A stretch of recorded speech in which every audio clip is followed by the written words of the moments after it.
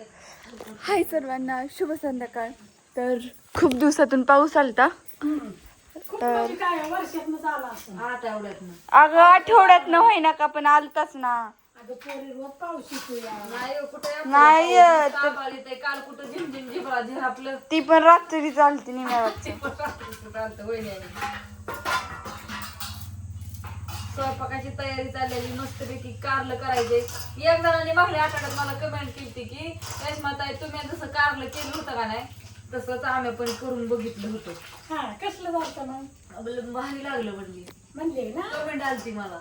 होय तो सांगितलं त्यांना. हा दाखवलं होतं ना मी ते गेल्या वेळेस तुम्ही कारलं केलेलं की बाबा असं असं करा कारलं प्लॅनच करणार आहे ना ती म्हणजे कर आपल्यालाच करणार आहे का तुम्ही तसं खातच नाही तुमच्या नाड्यात गुत्त म्हणून करपून करायचे म्हणजे बरोबर अय खातो. मम्मी हा. मिरची आपल्या झाडाला आल्या असतील मिरच्या कर. अगं आपल्या झाडाच्या मिरच्या आहेत त्या पण तिखट आहेत तरी. त्याला काय करायचं थोडं मीठ टाकायचं पाण्यात. हे कारल्यात असं धुवून घ्यायचं मिठात. मीठ आणि ती पाणी धुवून घ्यायचं.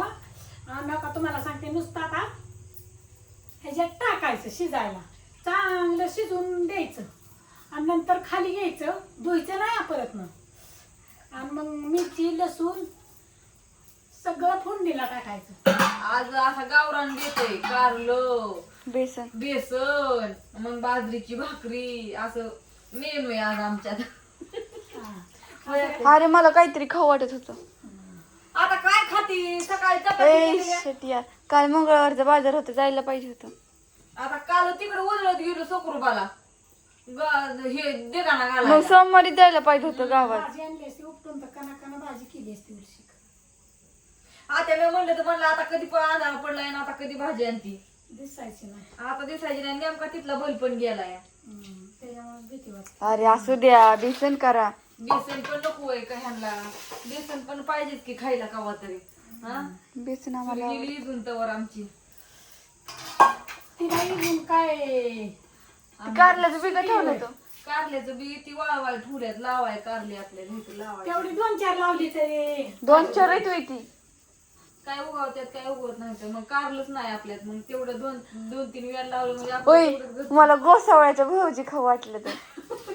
म्हणजे हिची नाटकं माहिती का मग कुठं बसवली उगावली ती मी सारी उपटून टाकलं त्या गाईच्या कडे तिथं टाकली.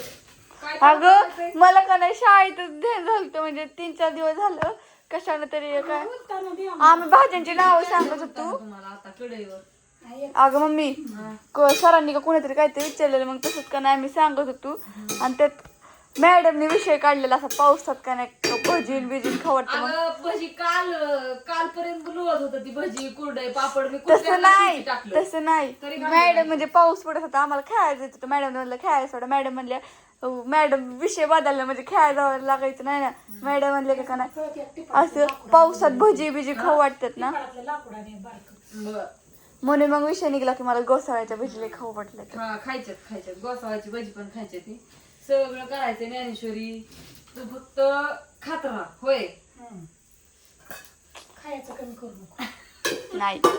नाही करत माझी आजी आणि माझी. पेपर आहे पेपर चालू त्याचा आहे का ध्यानात काय तुझ्या अरे माझा आवडता विषय दोन्ही पण म्हणजे सोपं कुठला जातं. उद्या पेपर इंग्रजी आणि इंग्रजी विषय तुझा आवडताय होय. मग अगं माणसाला टेन्शन येतं इंग्रजी विषय असल्यावर तुला तुझा विषय आवडता. अरे मला आउट ऑफ मार्क पडतात.